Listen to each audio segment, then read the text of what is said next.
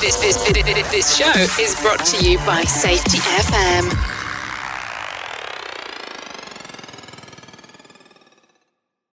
The following program is rated for mature audiences. It may contain adult language, adult situations, and frank safety discussions. The names and certain details have been changed to protect the safe and the unsafe. But believe me, every item in here is true. This seems to be one of the ongoing issues in the podcast, my career, everyone's career. And what that is when do we get HR involved, human resources involved? Today on Safety Wars. We battle this issue all the time. Hey, I want to go and I want to be someone's friend. I want to coach them. I want to be an effective manager in the field. Whether I'm an outside consultant or I'm actually working for a company, I'm usually an outside consultant. And this is a really important thing. At what point do I get HR involved? This has to be planned out and in writing way ahead of time. How am I supposed to manage people? One of the things in my employment contracts, or if I'm working as a consultant in my regular company contract, is do I have the authority to hire, fire, or discipline anyone? Normally a safety professional does not have that authority to hire, fire, or discipline someone. That's in the HR department. So one of your questions up front has got to be, how do I handle non-compliance? How do I handle situations with employees? How do I do all this stuff? Often, you need to get HR involved when you're getting rid of someone. You have to have all your check marks. Otherwise, you're going to get whacked with a wrongful firing lawsuit. Never happened to me because I follow a certain set of rules. And I let the client or my manager fire them. Versus, hey, safety guy, you can just throw anybody off.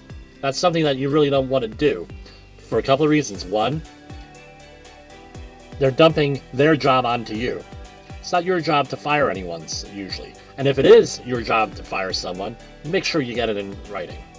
If it's your job to discipline people, make sure you get it in writing. Every time. Human resources, they're not safety people. They may not understand safety. They may not understand, for example, the importance of wearing fall protection on a project, especially in the construction industry. It's one of the leading causes of fatalities and catastrophic incidents.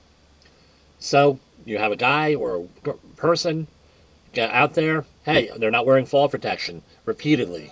So you say, hey, look, I got to send you home. Make sure you get human resources involved. Make sure you get direction from human resources. Make sure you get pictures, if you're allowed to take pictures of that violation, things of that nature. Things will go well for you at that point, at least better than usual. The other thing is this. Often companies will hire you because human resources is looking to build a file on someone. Human resources can't confront someone. A manager can't confront someone, can't manage their own people, anything like that. So you got to be aware of those types of situations. What's my thing is get everything in writing, how they want you to handle these things. I am not one who is quick to fire people, quick to throw people off the projects, things of that nature. So recently we had an issue with fall protection. Person was not using it. And I said to the person, I called them over, I had it all on video, and I said, look, what's the deal? Well, it was only for a second, or this and that. I said, why don't you do X, Y, and Z? Well, I know that's having X, Y, and Z is the proper way of doing it, but my foreman did not supply me with any of that equipment like they were supposed to. So now, because the guy was non-confrontational, I was non-confrontational, we got the foreman involved, and I said, look, under any other circumstances, your guy here would be thrown off site. However, he didn't have the right equipment, the company did not supply the right equipment for him to work safely. The job wasn't set up, and you were, as foreman, were in charge of setting up that job, and also you're the designated competent person. So this is what I need you to do. How do you think, and then you incorporate, hey, how do you think we should do this safely with everything, with fall protection and everything else? Well, we got to do this, this, and this. And I said, well, what's stopping you from doing this, this, and this? Well, what's stopping me is we're in a hurry this morning. We're under a deadline. We're under a tight deadline to get this job done. I said, well, can you take 15 minutes out, which will be basically what it will take to get the right equipment set up and everything? Can you take 15 minutes out and do this in a safer way, set up the job? He said, you know what? That's a better way of doing it. So, what's the moral of the story? We all went on. We learned to manage people. We didn't jump down people's throats. We tried to figure out why they were working in that manner. Then we ended up getting the right equipment, the appropriate equipment, taking 15 minutes out to do the job correctly versus, hey, we're going to throw somebody off. Because this is what happens. You throw somebody off, now you built animosity between you, the safety professional, and the workforce. Chances are management isn't going to back you up on that.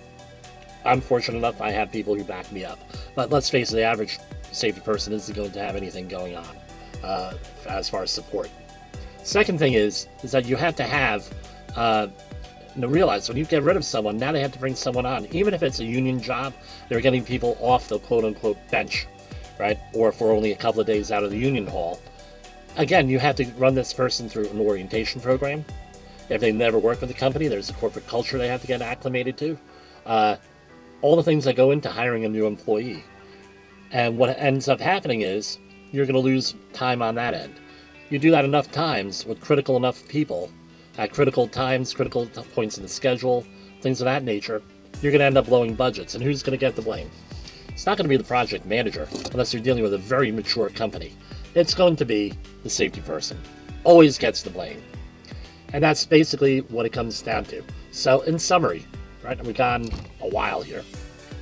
Number one, get everything in writing. How am I supposed to manage these situations?